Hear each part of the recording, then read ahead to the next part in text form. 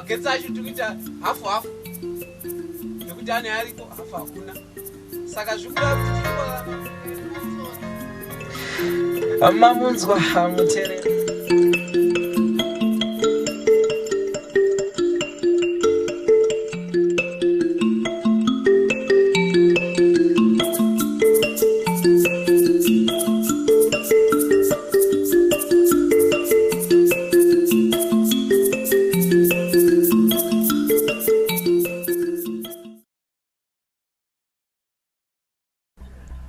Until the year 2000, the Broadcasting Act of 1957 gave the state the monopoly over radio and television broadcasting in Zimbabwe. This law legislation, the Broadcasting Services Act, BSA, that provided for a three-tier broadcasting system, that is public, commercial, and community broadcasting. The law also provided for the setting up of the Broadcasting Authority of Zimbabwe, BAZ, to oversee, among other things, the licensing of broadcasters in the country. Since then, only 2 commercial radio stations have been licensed, and no community broadcasters have been brought on board. In Zimbabwe, the concept of community broadcasting is not known by many and is less appreciated, especially by the government. The concept of community radio is a concept that is centered on making sure that broadcasting media is taken to the communities, and the communities themselves take part in the production and running of those community radio stations, and making sure that the issues that affect them are articulated using those platforms. So it's a third of the three-tier broadcasting system, which tries to balance the weaknesses of public broadcasting and commercial broadcasting. Because if you look at the other two, public broadcasting is normally abused by the political elites, either to protect power or to gain power. And then the commercial one is also abused to some extent by those who want profit.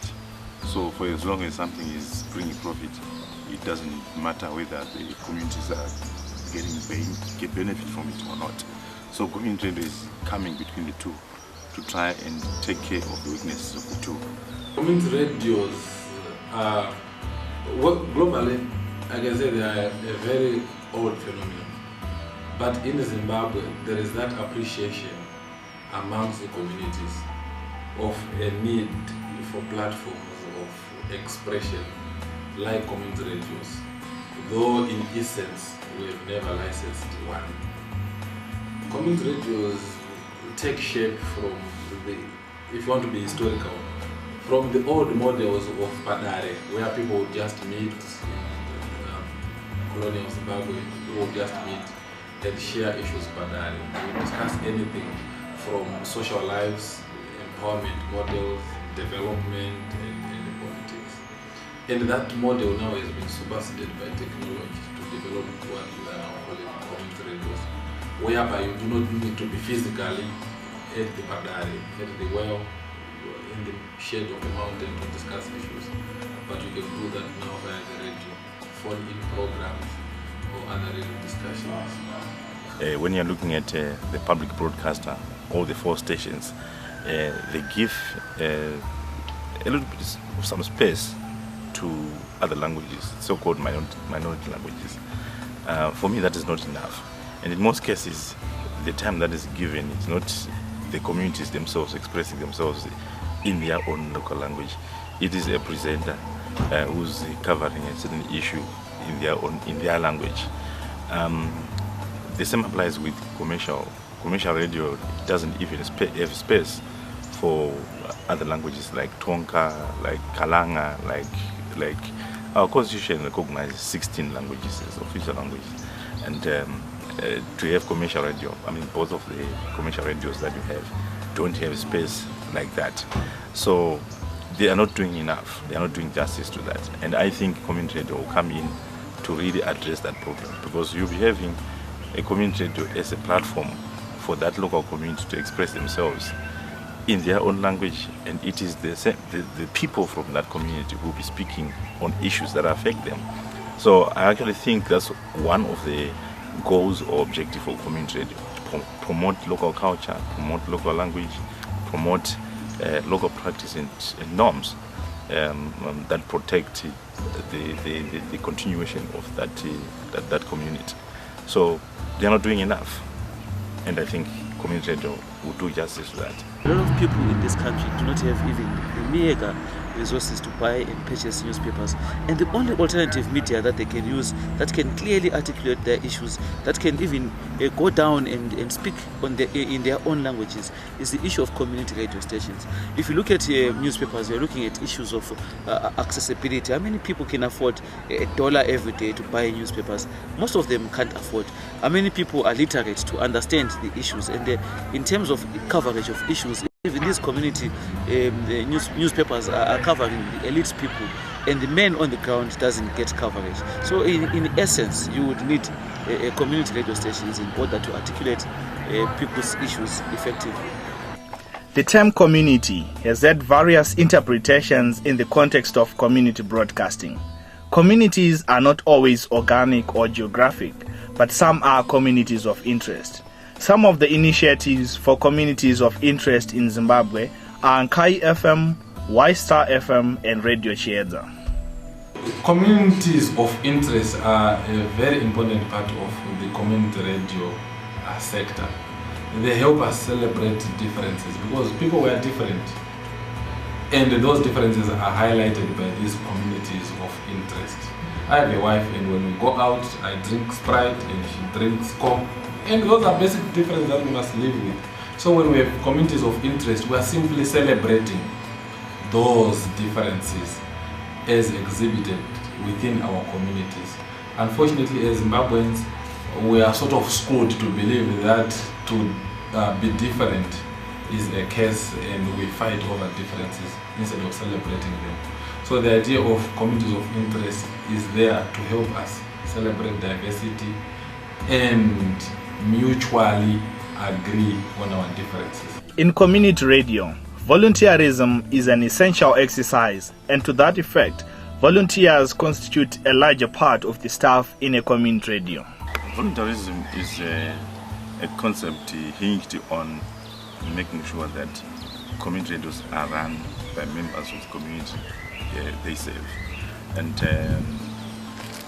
radio can be expensive, and because of that aspect, volunteers are coming in to make it easier and cheaper for community radios to be run professionally. So volunteerism is very critical, and the important aspect about volunteerism is that volunteers can be found at any level of the community radio. It can be at the highest level, it can be management, it can be reporters or presenters. They can be found at any level. So volunteers are very critical because they are the ones that sustain the operation of community radio. And you will find that in the staff of a community radio, volunteers who consist of more than 70%, while the permanent staff will be around 20-25%. I think one of the departure points that we really have to appreciate is that community radio, the sustainability, the functioning, the vibrancy, what makes community radio is the passion and commitment that people have. For the most part, people don't get into community radio simply for the dollar figure. That's one thing we need to appreciate. So when it comes to community radio, it's about the willingness of people to, contribute to local development. It's about them seeing the bigger picture, how they can play a role in terms of the development processes in the country. CORA is the acronym for Community Radio Harare. It was formed in 2003 by journalists, members of different communities in Harare and surrounding areas, especially those in the high density areas. Most of the active members were in Bari, so we can say that CORA was formed in Bari, but the interest for a community radio spread to other areas. And up to now, I think our advocacy area includes, covers about a 50-kilometer radius that includes Harare, Chitungu, Sanoto, Rua, and other settlements within that radius? Well, Radio Chaser can do quite a lot in the sense that the church does not operate in isolation. There are socio-economic issues that are affecting the people. They don't only affect Catholics, they affect people also are non-Catholics. There are political issues, hence we have Caritas to address these issues, hence we have CCJP to address some of these issues. So I would expect that Radio Chaser will also go out to these people and hear them articulate their experiences in life, what they are going through. A Catholic priest, Father Nigel Johnson, the first director of Radio Dialogue in Bulawayo, also explained how the idea of community broadcasting came about. I would say, because I moved to Bulawayo, this was a key factor for me. And one of the things about Bulawayo is that it's got a very strong sense of community. You know, not like Harare. Maybe Gweru, Mashingo, other cities have got a strong sense, but Bulawayo has an especially strong sense because of a whole lot of historical issues and ethnic issues and all the rest of it. But it's not just the Bele people, but even sort of Shona people down there and white people down there also have a strong sense of unity. So that sort of brought up the idea, I think, of community radio. Also the fact that this country has got such limited use of radio, with radio being the most accessible form of communication, much more than TV. That was a good community to have community radio, and community radio would be very successful down there. In 2003, a number of community radio initiatives that were existent came together and formed the Zimbabwe Association of Community Radio Stations, ZACRAS, to advocate and lobby government to appreciate the need for community broadcasting. Well, ZACRAS is a network of community radio stations, or rather community radio initiatives in Zimbabwe, founded in 2003 to nationalize the discourse about community radio in the country. So it brings together community radio stations to nationalize the discussion, but also to capacitate initiatives dotted across the country so that they develop into fully fledged community radio stations. All these things, there's a story behind everything. The actual story is that it was Radio Dialogue and MISA, the Media Institute of Southern Africa, who jointly launched ZACRAS. My reasoning from the Radio Dialogue point of view was that whenever we made a statement from Bulawayo Radio Dialogue saying, give us a community radio station, we want a license now, we would get a response from the then Minister of Information, who was also the current Minister of Information, saying it's those people in Matabele land, these separatist people, who are causing trouble. So we felt that such statements should come not from an individual station, but from a national body. Well, the relationship between MISA, ZACRAS and the community radio initiatives is essentially a historical one, but also one that is linked to strategies around how we can improve on the media situation in Zimbabwe. More importantly, how as many of our people can have access to mainstream media, but linked to that, how as many of the citizens of this country can actually have a voice, and not only a media which they access, but a media which they use to speak and talk about their own issues. So in the early 2000s, as part of its advocacy for broadcasting reform in Zimbabwe, MISA engaged the rural communities and the urban communities around their interest in participating in community radio. and there was a huge interest and equally a concern that the mainstream media that we have in Zimbabwe, be it the broadcasting, ZBC, Zimbabwe Broadcasting Corporation, and the many media products that we have were not necessarily representing the voice of the citizens of this country. And to be more specific, the voice of the poor and the struggling communities, women, youths. We have no means not only to buy newspapers, but also we have no means to be part of the news platforms within the mainstream media.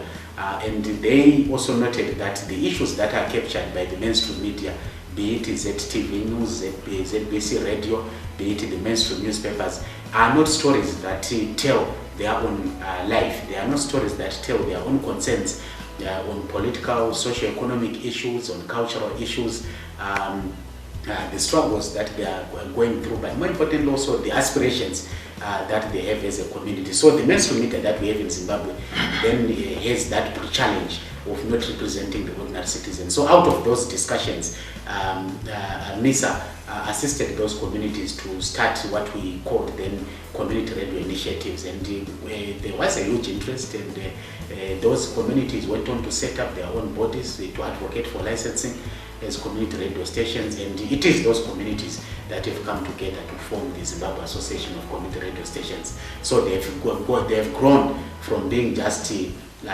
initiatives into fairly strong entities that are agitating for licensing, and MISA right now I'm sure is just assisting them along the way, but Zakras has taken the struggle further by supporting them in this endeavor. 11 years after its formation, however, many people have questioned the effectiveness of Zakras, given the disappointing fact that no community radio has been licensed so far. I don't think you can criticize Zakras on that. It has been giving out a clear message. It has been meeting the people who have actually got the power to give licenses. The problem is not with Zakras. Zakras is a very dynamic organization. It is representative of so many different communities, and it speaks with a loud voice. The problem is with the politics and the politicians and those who are in the position to give licenses. And the fact is that they know that community radio is an extremely powerful instrument, and they are frightened of it getting into the hands of people who will support another political party other than their own. That is the background to it. They are frightened because they know of the power of community radio. I mean, the best example, the proof of the power of community radio was in Ghana, where there was a change of government, and it was specifically in those provinces which had community radio where there was a political shift. So, I mean, if you're a politician and you want to hang on to power, you've got very good reason to be frightened of community radio. So when Zakras was formed, the major objectives were around lobby and advocacy for the licensing and also supporting of this sector, which is found within the information and media subsector. But also there was the issue of the capacity development of these stations that were formed under Zakras. So over the years, you would say that the way that Zakras has managed to popularize or put on the national agenda community broadcasting issues has been an indicator on its own of the effectiveness of the association. Talk about the prominence that the association and also its lobby and advocacy strategies get in the media, be it local or national media. You also talk about the number of people who approach the association for assistance when it comes to setting up community broadcasting structures. So you would notice that at both a national and local level, our strategies have been quite effective. But now, if we are to specifically relate the strategies vis-a-vis the licensing of community radios, at the end of the day, as much as we do lobby and advocacy, the licensing of community radios, it doesn't necessarily rest with Zakras alone or with the ministry specifically alone. There are also other various stakeholders and players who also influence the licensing of this sector. But you would also have to appreciate that the manner and frequency at which the licensing of community radios is now being talked about at a national and local level is also an indicator also of how we've been affected. The licensing of community radio stations, from the onset we knew it would be a war. And a war, when you look at 11 years, it's such a short time. We took 14 years to liberate Zimbabwe, remember, 14 blood years, just for one group of men to appreciate that racial lines should be dismantled. So even with Zagras, we believed then in 2003 that this is a war and it will be a very, very long war, number one. Number two, we have waged or pitched our war against a dictatorship. And when you try to face a dictatorship, it's not always a given that you get reforms very soon. But I can clearly say that these have been 11 fruitful years of, number one, capacitating communities. And as we meet in 2014 for our AGM as Zagras, we'll be having as many as up to 24 local communities coming together saying we have initiatives. So that's a positive. The second positive is that we've capacitated even young people like Norbert Rose here to appreciate that community radios are a useful tool for community development and they are talking about. Number three, we have nationalized the debate. You walk into any government corridor, you walk into the Parliament of Zimbabwe, you walk into any government meeting that is discussing discourse, they are talking about community radios. And even as parties were setting their agendas and manifestos for the last election, the community radios were part of that agenda. So we have brought that awareness to them. But the most important achievement that we have had in the last 11 months has been to advocate for clear constitutional frameworks that spell the need for community radios in Zimbabwe. So we've achieved, even if we were to die today, we will be happy that we have created a framework for community radios to thrive in Zimbabwe. I would say the response basically, it's varying, like what I said. At one time when we maybe meet the minister, because we previously met him beginning this year, he was very optimistic about community broadcasting. But obviously there were certain issues, especially around the definition of what a community is, which he brought to the fore, and also something which he thought as a ministry they needed to address. You would also find that recently the Broadcasting Authority of Zimbabwe chairperson Tabata Namawoso, he also came out in the media stating that when it comes to community broadcasting, the process is going to be a bit delayed because of lack of available infrastructure to support maybe the licensing and functioning of community radio. But obviously on our side, when it comes to some of these pronouncements, you believe Kuti, they are also delaying tactics. Because sometime in 2011, the Transmedia Chief Executive Officer, Ms. Kulu, she indicated that they brought into the country and actually purchased community broadcasting equipment. And when we met her sometime, she had actually intimated that in Vinga they'd sort of like installed the transmitter, and they were actually in the process of trying to identify other areas where they could install transmitters and also assessing various areas where they thought community radio stations would be operational. So you find that from all these examples that I've given you, we can't really be sure or really respond from an informed point to say when it comes to community broadcasting, this is what is likely to happen. But I'll say the responses, they've been at times confusing because of what comes out in the media, what is said during meetings, and how at times somebody appears to be so optimistic about community broadcasting, but later on you also find them saying other statements, especially in the media or when we attend meetings. Despite notable achievements by the association, the journey for Zagras from 2003 has not been smooth. Lack of appreciation from the government, negative attitudes toward the concept itself by communities, and resource constraints are some of the challenges faced by the association. The first and big challenge or obstacle that Zagras encountered was the issue of acceptance and understanding, or failure to understand by the powers that be, especially on the side of government. it took a lot of time, and that behavior, that attitude was manifested in the way the government agents were dealing with the work of SACRAS, or attempts to try and block that work. You would realize that when you're trying to do some activities, the police will probably stop you or try and victimize you. So that expression of a negative attitude towards community development for us was really, and is still, a big challenge and obstacle that we still have to deal with. And then you also have an issue that has to do with communities taking long to accept the idea and to understand it, especially how communities are going to benefit from it. It took long for them to be able to do that. But fortunately, we've managed to move these and obstacles that have to do with resource constraints. Resources are not always there to do some of the work that we need to do. And that has been a challenge, because we have failed to do some of the things that we would have wanted to do.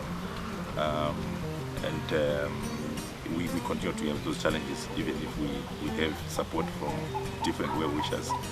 And then we also have challenges that have to do with the fact that there's not been a lot of content and material or literature about community radio in Zimbabwe. And to try and educate people without that kind of material, it was a challenge. And some of the work that we've done was to try and develop that kind of material and literature, which we'll find very useful in trying to educate people and create awareness on community radio issues. We generally have a problem in Zimbabwe on respect for the law, which we ordinarily refer to as the rule of law. So whereas the Constitution of Zimbabwe gives a right to citizens, and particularly prospective broadcasters, to establish the right of establishment, you then have others opposed to constitutionalism, the former being just sticking to certain parts of the law without also living in terms of the letter and spirit of that constitution.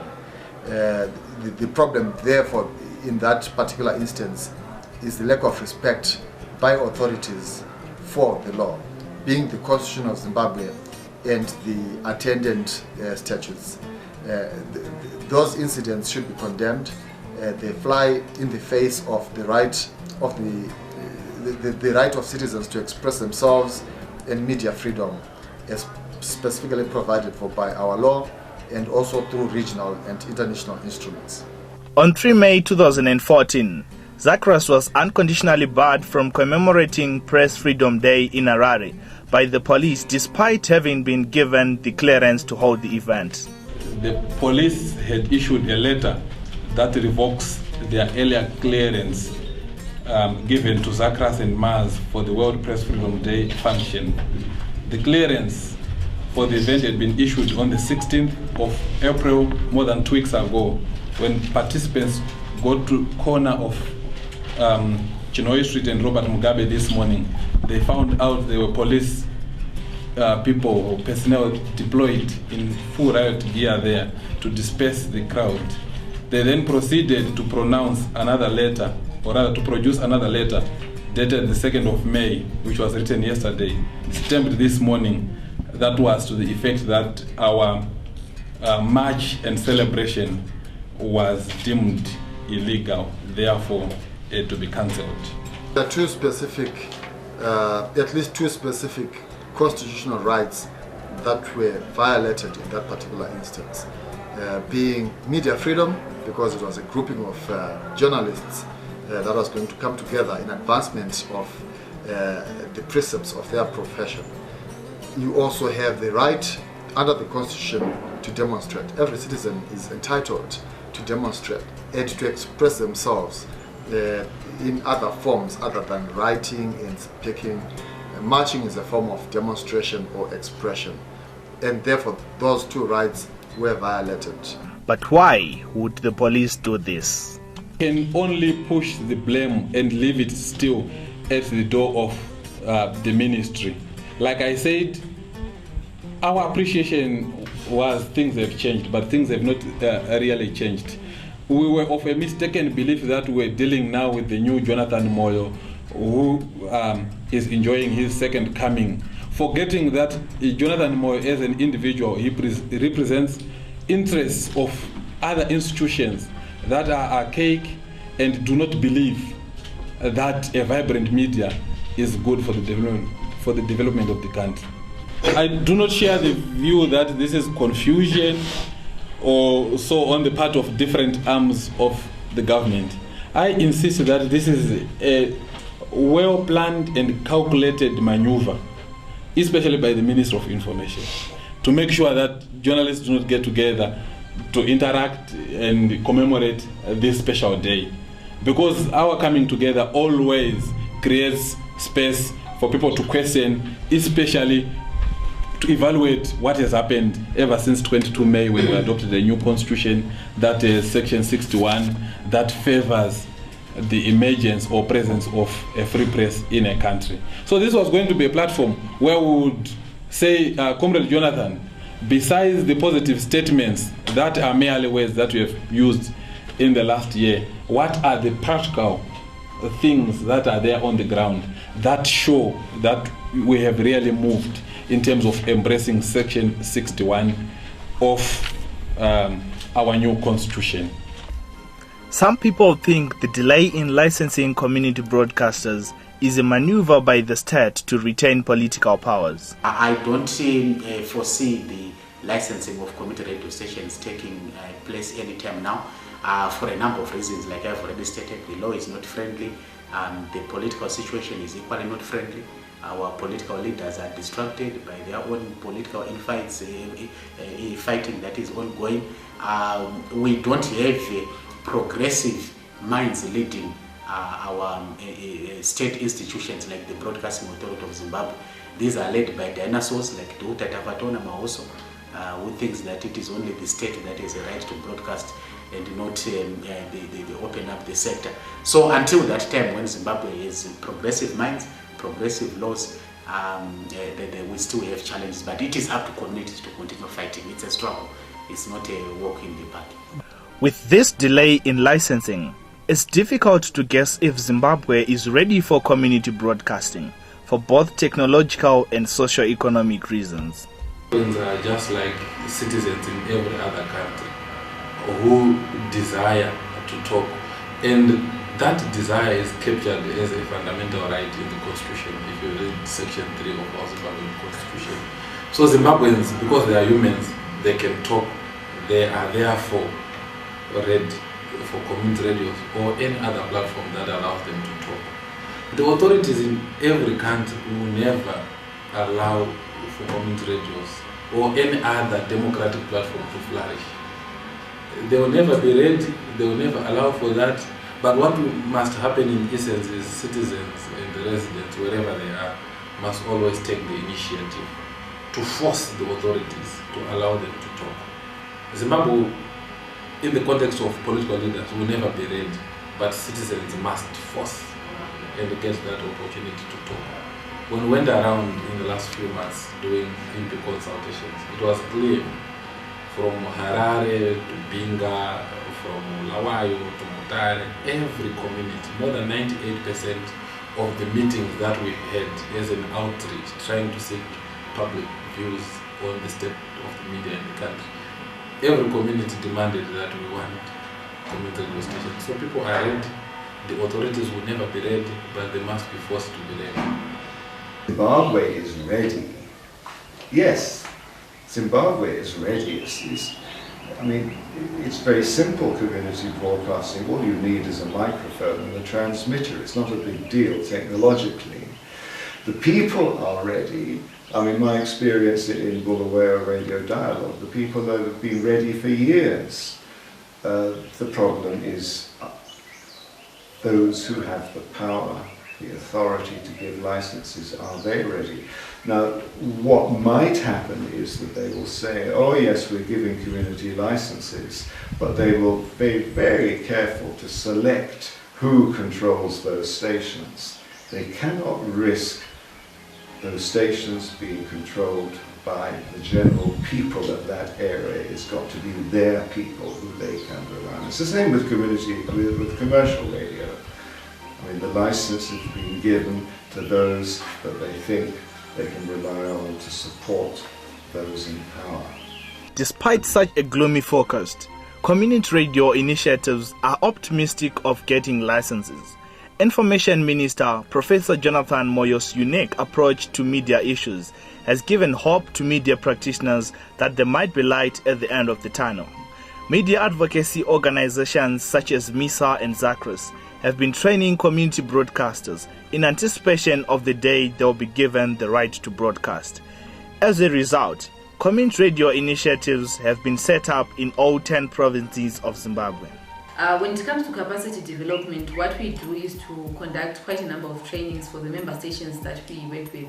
Because one thing which I've emphasized previously is that community radio, its flourishing and functioning is dependent on the communities. And at times we find that a community radio is formed in a community where people don't have any previous experience in broadcasting, in management, you name it. So what we do as an association is that we hold trainings around the basics of community radio management. We also do trainings around basic radio production. We also do trainings around monitoring and evaluation. We also do trainings around proposal development and also budgeting, because the sustainability of community radio is dependent also on them being able to outsource for funding to also support their station and also the local development processes that they embark on. So as an association, those are basically the interventions or the strategies that we do so that members have an appreciation of the technical side of broadcasting and also the programmatic side of broadcasting. Zimbabwe is surrounded by countries that have already endorsed community radio broadcasting.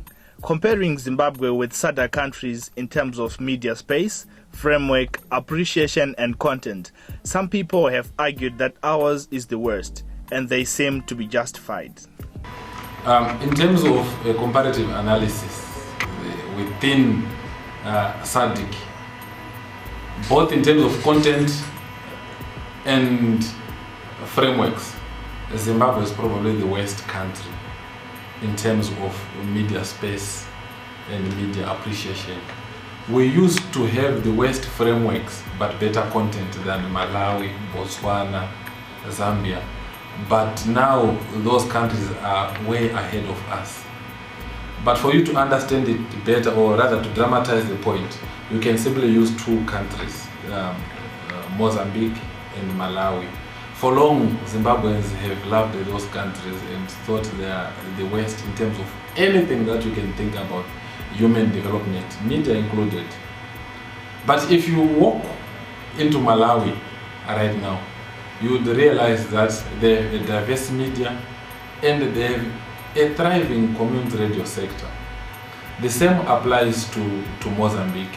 In fact, Mozambique has become a model for Africa on how to profitably use media. They've had community radios there run under UNESCO and FAO, the Agents for Agriculture. And they've used them productively to boost their agriculture, to develop their communities, and so forth. Whilst Zimbabwe, 34 years after independence, we are still quarreling on what is a community, whether we need a community radio or not, which is disgraceful for a very literate nation like ours. Communities need to talk and to be heard. Some of the methods used by these initiatives are community meetings, the use of bulk SMS, and distribution of pre-recorded CDs to community members. First thing that they are doing is issues to do with lobbying and advocacy, so that they get on air, so that they are licensed to be able to broadcast. That's the first one. And in doing that, they engage local leadership, influential people, so that they can take their issues on board in meetings and other people, high-profile people that they meet. And then they are also engaging in capacity building interventions to make sure that the communities that are involved in running the community radios, they are capacitated in terms of radio production, in terms of reporting, research, in terms of community mobilization. They are capacitated. And the third thing that they are doing is they are using alternative platforms to promote access to information to their local communities.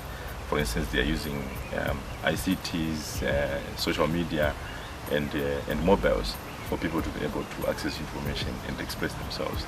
You would realize that most of them have got, for instance, WhatsApp groups, they're on websites, they use bulk SMS messages to be able to share information.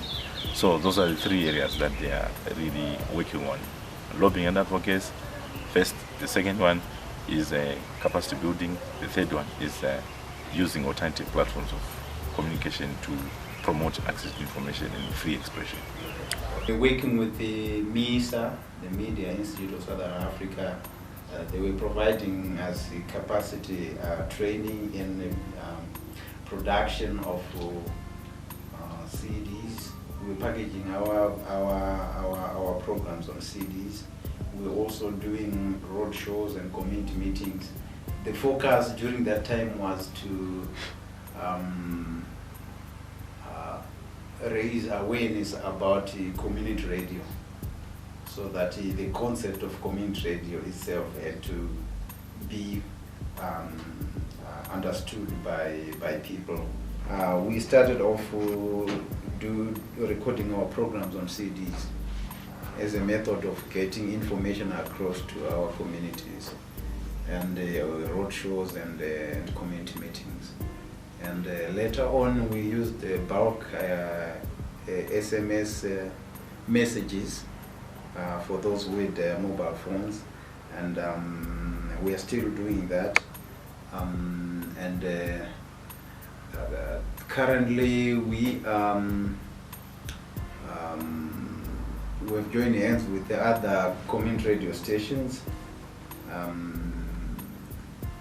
We actually 4 partners who are broadcasting on Channel Z. You've heard of Channel Z? Yes. Yeah, so we are broadcasting using satellite dishes. We realized that many people in Zimbabwe do have those cheap Wiztech decoders and dishes, and they can access those free channels. So Channel Z is one of those free stations that can be accessed on a Wiztech decoder. So we took advantage of that market that really exists, especially after the scrambling of the SABCs. We saw that as an opportunity. It was a problem to other people, but for us it was an opportunity to say people have been fed information and news about Zimbabwe from the perspective of outsiders. Now, why can't we promote a radio station that is managed and programmed by Zimbabweans, and the news is coming from Zimbabweans themselves? So it's like Zimbabweans telling their own story. We have engaged our communities through SMS platform, where we send messages to our members. We have got a database of over 2,000 people so far, and we have been going in parishes, mobilizing our members to support the initiative. And also, recently we have started public discussions where we invite a speaker on a specific topic, and then we discuss topics which concern the church. Community radio sector throughout the world. How sustainable are community radio stations? Should they, in other countries like Namibia, community radio stations have collapsed or have turned into commercial stations, not necessarily in name, but in the manner in which they are broadcasting and going out looking for advertising. In Mozambique, it's still the same case. Community radio stations are struggling to sustain themselves. But I would want to think that there should be a model that allows communities to take charge. The concern on sustainability also arises from the foundation or from the conceptualization of community radio themselves. That, like you earlier stated, there are sometimes donor driven, which is true. In Mozambique, UNESCO was heavily involved in setting up community radio stations, and when the donor funding was withdrawn, those stations we could not sustain themselves. What I would want to see in Zimbabwe has an advantage in that we can retrogressively look at the past. We have the benefit of hindsight to to look at what has happened in Zambia, to look at what has happened in Namibia, to look at what has happened in Mozambique, and look at and come up with ideas on how community stations need to be sustained. My thinking is that communities need to get to that stage where they fully understand the benefits of access to information and sharing information. And when the communities get to that stage, they will be in a position to put money where their mouths are. And if information is critical to a community survival, then communities will be prepared to volunteer, will be prepared to make sacrifices to sustain such a community. So right now, my take is that yes, community radio is sustainable. Why is it sustainable? Because it should be owned by the community. It should be run by volunteers who are trained and who are fully conversant with what they need to do. It should articulate community issues, and communities must sacrifice towards its sustainability. The challenge that we have had in the past is that community radio stations have mostly been community in terms of information and location, geographical location, but not community when it comes to ownership. So first of all, I don't think community radios are donor driven, because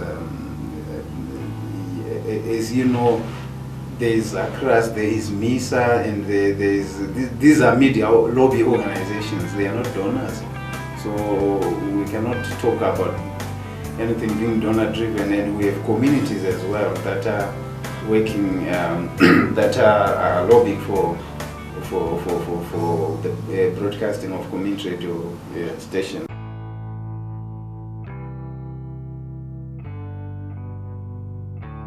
No, there's no reason for you to fear. We are it's just the voices of people, and you don't need to be afraid of the voices of your own people, because they make you aware of what they need, and you can win the next election if you listen to your own people. If you don't listen to your own people, there are chances that you might lose the next election because you were missing the target. Whatever you were doing, you were not with your people. We need truly to have truly owned community radio stations, not entities that are set up for communities, which is what the government would do if it is going to invest in community radio stations. These will be state-owned entities that are put in communities. And ZACRAS might as well make that similar mistake of creating entities which it put in communities. So the issue remains that communities must fully own and understand the necessity of information and why it is important to own these structures on their own. But it's a long struggle, because you are talking of a culture of communities being downloaded information on. Political leaders, state-owned media, they download information on communities, and our people have accepted that as normal. So you need to have a complete overhaul of that mentality, that your information is downloaded on you, but you can also create information. And the advantage that Zimbabwe has right now is that we are in the age of social media, online-driven media, where communities are now seeing the value of sharing information.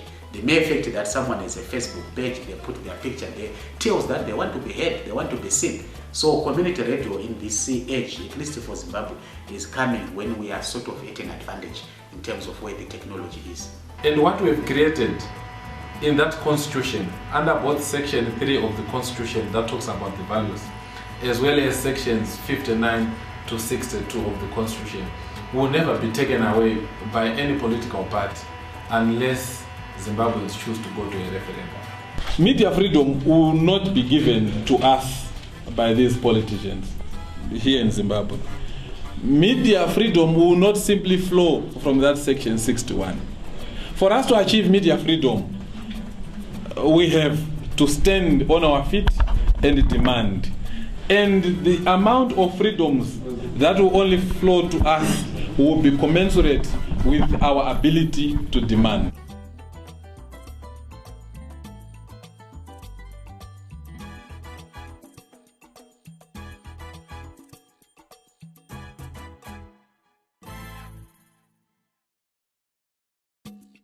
Because the association's formation, it wasn't premised on an event which is maybe characterized by the licensing of community radios. The establishment of the association, it was premised on the need to ensure that Zimbabweans gets a platform to talk about development issues that are pertinent to them. Yes, licenses may be granted to a number of stations tomorrow, but what about the other stations or other communities that would want to also establish their own stations? Where will they maybe get the assistance, technical expertise in how to go about it?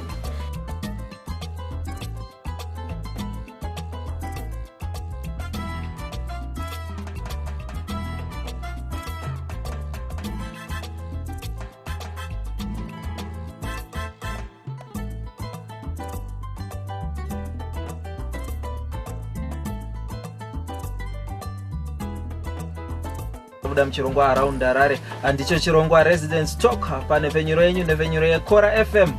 Nasi tati timbobata zviri